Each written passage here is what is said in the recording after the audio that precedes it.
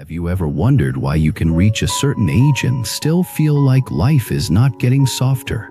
Have you ever felt that the hardest part is not money or recognition, but the invisible weight inside your chest? Welcome back to the channel. Today we are going to talk about maturity in a way that goes beyond birthdays and social status.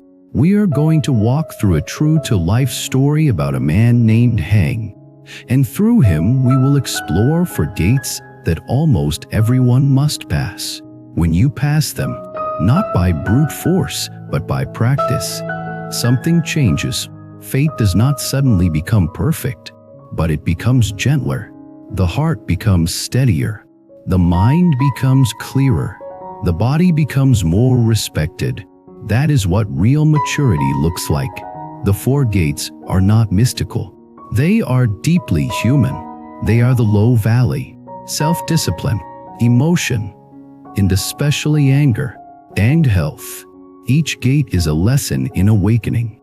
Each gate is a lesson in cause and effect. Each gate invites compassion. Each gate is also a training in wisdom, because wisdom is the ability to see clearly and choose well. Gate 1 is the low valley. The low valley is the season when the outer world collapses and the inner light starts to flicker. It is not a lesson you learn by reading a quote once. It is a lesson you learn when life tests you in a way you cannot skip. Heng first fell into the low valley in a year when he thought he was finally going to rise. He joined friends to build a small business. At the start, everything looked smooth. Clients arrived. Orders arrived. The excitement felt like proof that he had chosen well. Then money tightened and the market shifted, and what had looked stable turned fragile. One morning, Heng arrived early to unlock the office door. The hallway was quiet, but his phone had already lit up with messages. A supplier needed payment. A client delayed a contract. Then one partner sent a short line that sounded polite and final. "I cannot hold this anymore." Soon the other partners disappeared in the same way. Calls did not connect. Messages did not return. Heng stood at the door and felt like the whole world had closed. Many people think the low valley is mainly about resources, but the deeper pain is the inner darkness that tries to convince you there is no way out. When the mind loses light, it becomes a factory for regret. It replays the past and builds endless movies about what could have happened. This is inner consumption, and it is expensive because it consumes both time and life force. Heng did something simple that felt almost childish at first. He stopped chasing a rescue from outside. This did not mean he refused help. It meant he stopped tying his hope to one person, one call, one miracle. He began to place hope in practice. Practice is not glamorous. Practice is what you do when no one is clapping. Place a hand on your chest and notice warmth. Then breathe, as if you are speaking safety to your nervous system. Heng began writing each night, not to publish, not to perform, but to give the pain a place to go. He wrote what he feared, what he regretted, what he missed, and what he still wanted to protect. When emotion has no container, it floods your life. When emotion has a container, it becomes information.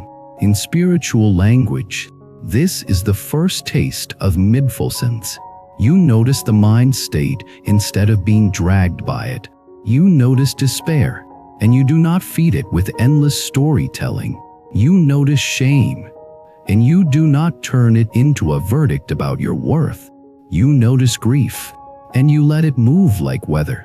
Heng learned that the low valley is not only something to escape, it can be a training ground. When the outer supports fall away, you discover what inner supports remain. That discovery is painful, but it is also honest. He took small actions that kept his dignity intact. He called creditors and spoke clearly. He cut expenses without self-hatred. He asked for time when he needed it. He did not pretend everything was fine, and he did not collapse into drama. This is the beginning of maturity, the ability to face reality without losing your heart. Months later, the business did not become the success story he imagined, but he survived. And survival was not only physical, it was spiritual. He discovered that his identity was not the project. His worth was not the profit chart. He began to sense a quieter strength, like a tree that learns to stand through every season. And that strength would carry him into the next gate. Gate 2 is self-discipline. Self-discipline is not about extreme routines. It is the skill of not being controlled by your own impulses. It is not a lesson you learn by reading a quote once. It is a lesson you learn when life tests you in a way you cannot skip. Right after Hank climbed out of the low valley, a new struggle appeared. This one was more subtle. No one attacked him from outside. Instead, he fought himself. He wanted to rebuild his life, but his habits kept pulling him back into numbness. Many people misunderstand discipline. They imagine waking up early, reading a pile of books, running long distances, and forcing productivity. Those actions can be useful, but the core of discipline is smaller and deeper. It is the ability to choose the long-term good over the short-term comfort. Hank noticed a pattern. When he felt anxious, he reached for distraction. He scrolled, snacked, watched videos, or stayed up late as if the night could protect him from tomorrow. The next day, he felt worse. Then he judged himself, and the cycle repeated. This is a form of daily rebirth into the same suffering. In Buddhist language, it is a small wheel of samsara that turns inside ordinary habits. A teacher once told Hank something that sounded strict but felt kind. Discipline is protection. It is not a cage. It is a guardrail. If you treat it like punishment, you will rebel. If you treat it like care, you will return to it. So Hank built discipline without heroics. He changed the environment instead of trying to win every battle with willpower. He put his phone in the living room at night and charged it there. He did not rely on willpower to stop scrolling. He relied on distance. Feel your feet on the ground and let your shoulders drop, as if you are putting down a heavy bag. Hank created one boring rule. He would prepare tomorrow before midnight, not in a perfect way, just enough to remove panic from the morning. He learned that chaos in the morning feeds chaos in the mind. He also practiced disciplined speech. He stopped promising what he could not deliver. He stopped saying yes to avoid discomfort. Every honest no saved energy, and saved energy became clarity. This is cause and effect in action. The hardest part of discipline was not the schedule. It was the voice inside that wanted immediate relief. When the voice said skip the practice, Hank learned to pause. He did not argue loudly with the voice. He simply noticed it, breathed, and took one small step anyway. Over time, discipline changed from a struggle into a refuge. It gave Hank the sense that his life had a backbone. When your life has a backbone, your emotions stop whipping you around as much. And that leads directly into the third gate. Gate 3 is emotion, and especially anger. Anger is not only an emotion, it is often pain wearing armor, and it can destroy what you love if you let it rule. It is not a lesson you learn by reading a quote once.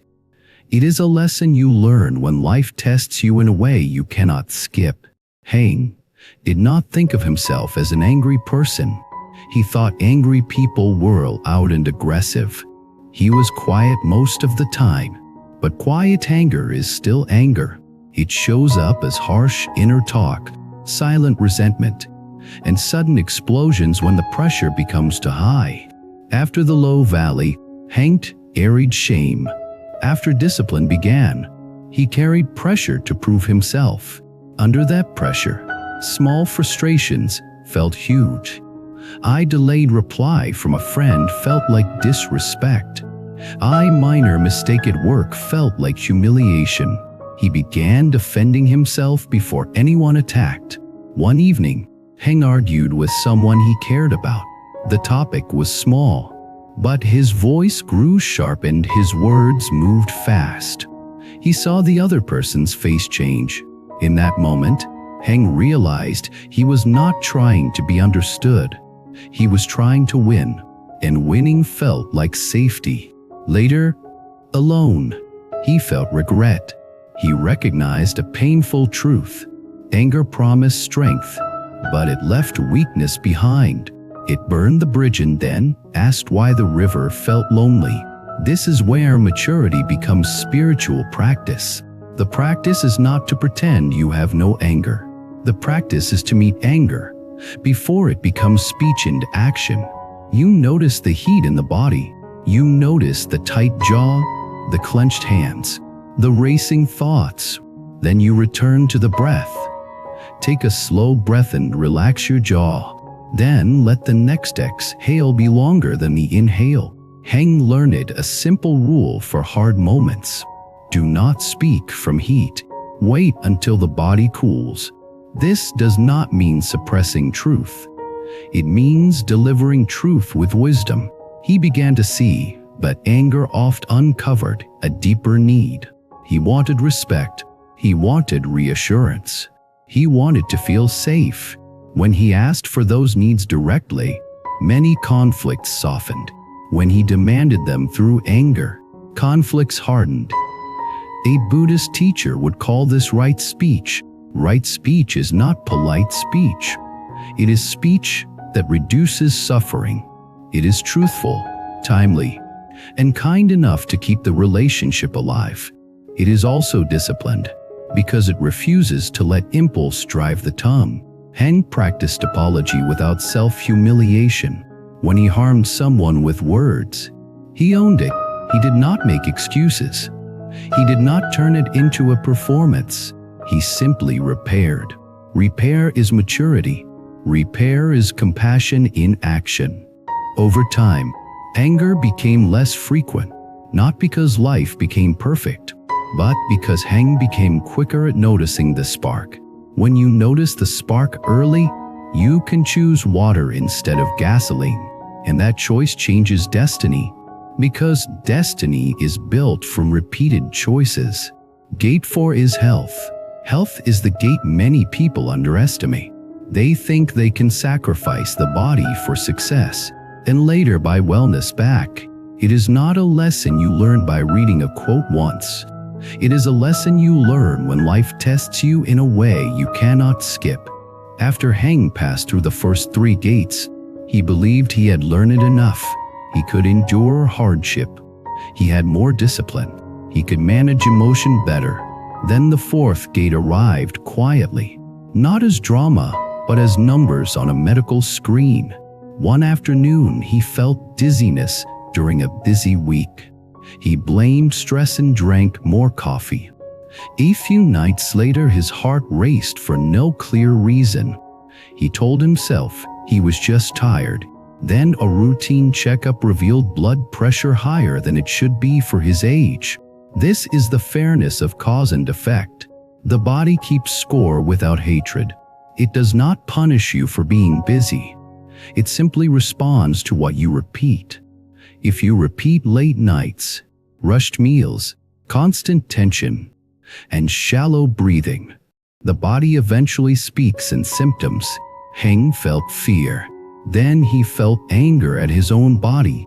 Then he remembered the 3rd gate and softened. The body was not the enemy. The body was the messenger. So he treated health as a form of practice, not as vanity, not as obsession, but as stewardship. He began sleeping earlier, not perfectly but consistently. He walked daily, not to burn guilt but to move stress out of his system. He ate with more awareness. He listened to hunger and fullness instead of using food to numb emotion. Look at one ordinary object and let it anchor your attention for 10 seconds. Then return to the breath. He also changed the way he worked. He stopped proving his worth through exhaustion. He learned that a clear mind can do in 2 hours what a scattered mind struggles with all day. He began guarding attention, because attention is the front door of energy. As his health improved, other gates became easier. With better sleep, discipline required less force. With more stable energy, anger appeared less often. With more inner steadiness, the low valley felt less terrifying when new challenges came. The 4 gates were connected, like 4 legs of a table. When one leg is weak, everything wobbles. Hang also cleaned his living space. This might sound unrelated, but the mind reads the environment as a message. A chaotic room tells the brain to stay alert. A simple, orderly space tells the brain it can rest. Rest is a kind of wealth. This is how fate begins to feel gentle, not because life stops testing you, but because you become a safe place to live inside. When you become a safe place to live inside, your choices become wiser. Wiser choices create kinder consequences. That is destiny turning. Step by step. In the low valley, Noah discovered a strange detail. People often praise resilience when they are not the one suffering. But when you are the one inside the valley, resilience feels like simply getting through the next hour. The mind wants a guarantee, but the valley rarely provides one.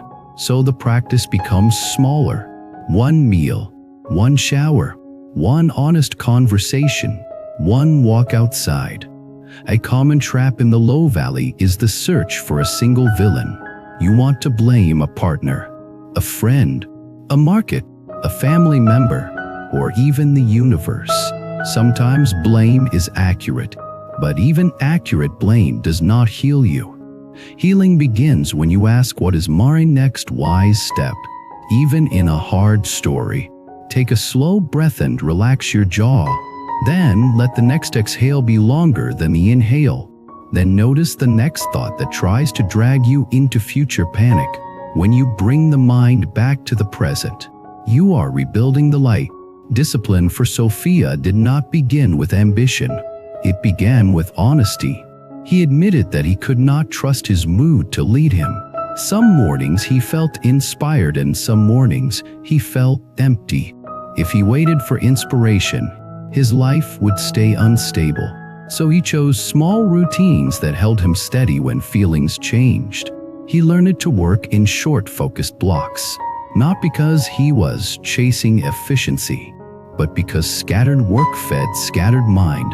He learned to finish one task before starting another. This was discipline as presence. He also learned the discipline of rest. Rest is not what you do after you deserve it. Rest is what you do to prevent suffering. A rested mind is less reactive. A rested body is less hungry for cheap comfort. When anger rose in Ethan, it felt like heat under the skin. He used to believe that anger was proof that he cared, but later he realized it was often proof that he felt powerless. Powerlessness is painful, and the mind tries to replace pain with force. That is how anger settles. He began practicing a pause before responding, not to be polite, but to be free. A pause gives the nervous system time to move from reaction to choice. Choice is the doorway to karma changing. Close your eyes briefly and feel gravity supporting you. Then open your eyes and choose one calm action. Then he asked, what am I really trying to protect right now? Often the answer was a tender part of him that feared disrespect or abandonment. Health became real for Hang in a way that no quote could achieve. He realized that the body is patient, but it is not infinite. The cost of neglect is paid later with interest. This realization was not meant to scare him. It was meant to wake him up. He started treating the most basic acts as sacred. Drinking water before coffee, walking after meals, breathing slowly in the car instead of scrolling, sleeping before midnight more often than not. These actions were not dramatic, but they changed his days. As the body recovered, he noticed a moral effect. He became kinder, not because he forced kindness, but because his nervous system was not constantly in alarm. Sometimes what you call personality is simply nervous system condition.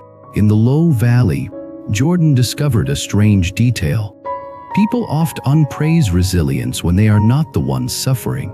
But when you are the one inside the valley, resilience feels like simply getting through the next hour. The mind wants a guarantee, but the valley rarely provides one. So the practice becomes smaller. One meal, one shower, one honest conversation, one walk outside. A common trap in the low valley is the search for a single villain. You want to blame a partner, a friend, a market, a family member, or even the universe. Sometimes blame is accurate, but even accurate blame does not heal you. Healing begins when you ask, what is my next wise step? Even in a hard story, look at one ordinary object and let it anchor your attention for 10 seconds. Then return to the breath. Then notice the next thought that tries to drag you into future panic. When you bring the mind back to the present, you are rebuilding the light. Discipline for Heng did not begin with ambition. It began with honesty. He admitted that he could not trust his mood to lead him. Some mornings he felt inspired and some mornings he felt empty. If he waited for inspiration, his life would stay unstable. So he chose small routines that held him steady when feelings changed. He learned to work in short, focused blocks, not because he was chasing efficiency, but because scattered work fed scattered mind. He learned to finish one task before starting another. This was discipline as presence. He also learned the discipline of rest. Rest is not what you do after you deserve it. Rest is what you do to prevent suffering. A rested mind is less reactive. A rested body is less hungry for cheap comfort. When anger rose in Mia, it felt like heat under the skin. He used to believe that anger was proof that he cared. But later, he realized it was often proof that he felt powerless. Powerlessness is painful, and the mind tries to replace pain with force. That is how anger settles. He began practicing a pause before responding, not to be polite, but to be free. A pause gives the nervous system time to move from reaction to choice. Choice is the doorway to karma changing. Place a hand on your chest and notice warmth. Then breathe as if you are speaking safety to your nervous system. Then he asked, what am I really trying to protect right now? Often the answer was a tender part of him that feared disrespect or abandonment. Health became real for Noah in a way that no quote could achieve. He realized that the body is patient, but it is not infinite. The cost of neglect is paid later with interest. This realization was not meant to scare him. It was meant to wake him up. He started treating the most basic acts as sacred: drinking water before coffee, walking after meals, breathing slowly in the car instead of scrolling, sleeping before midnight more often than not. These actions were not dramatic, but they changed his days. As the body recovered, he noticed a moral effect. He became kinder, not because he forced kindness, but because his nervous system was not constantly in alarm. Sometimes what you call personality is simply nervous system condition. Now let us weave the four gates into one picture. The low valley teaches you that you can survive without the old supports.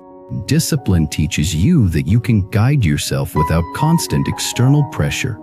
Emotional training teaches you that your power grows when you do not burn bridges.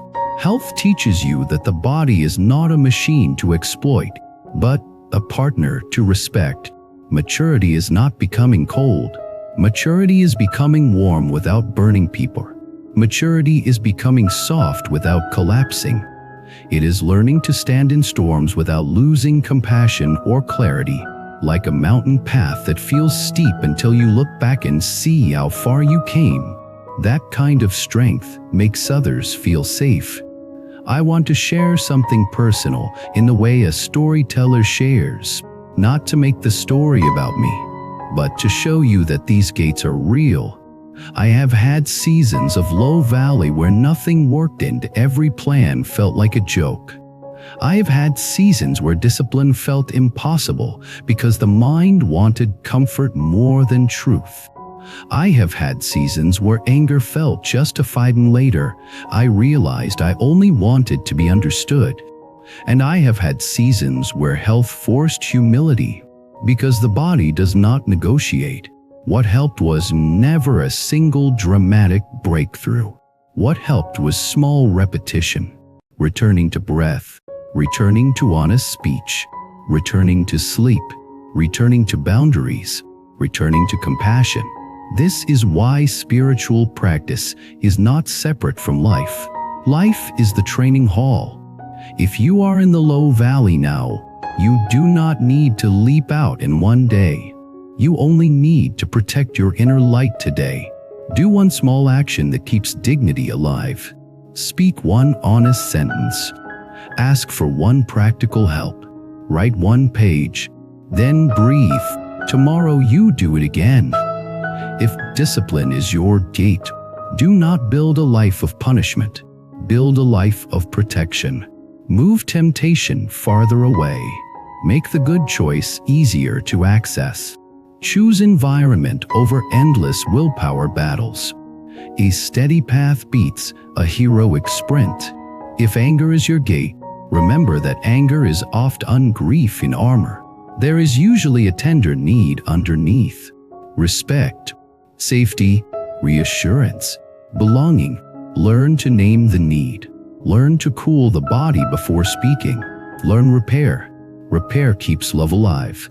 If health is your gate, remember that the body is your first home. You cannot abandon your home and expect peace. Sleep is a practice. Eating is a practice. Breathing is a practice. Movement is a practice. When you treat them as practice, you stop bargaining with your future.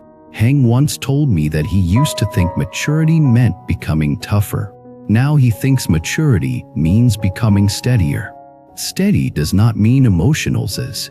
It means you can feel emotion without being possessed by it.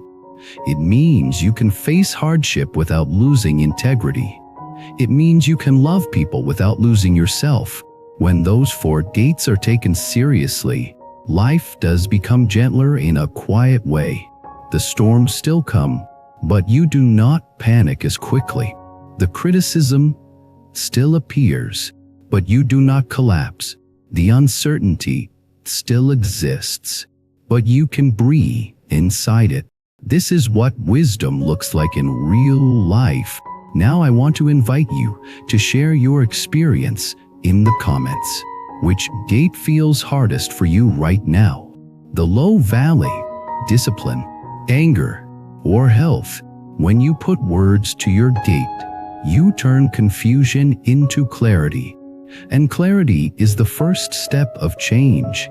If this long story helped you, subscribe to the channel, like the video, and stay with us for more long-form teachings. If you want to support deeper work, consider becoming a member so we can keep creating these longer scripts that you can return to whenever you need steadiness.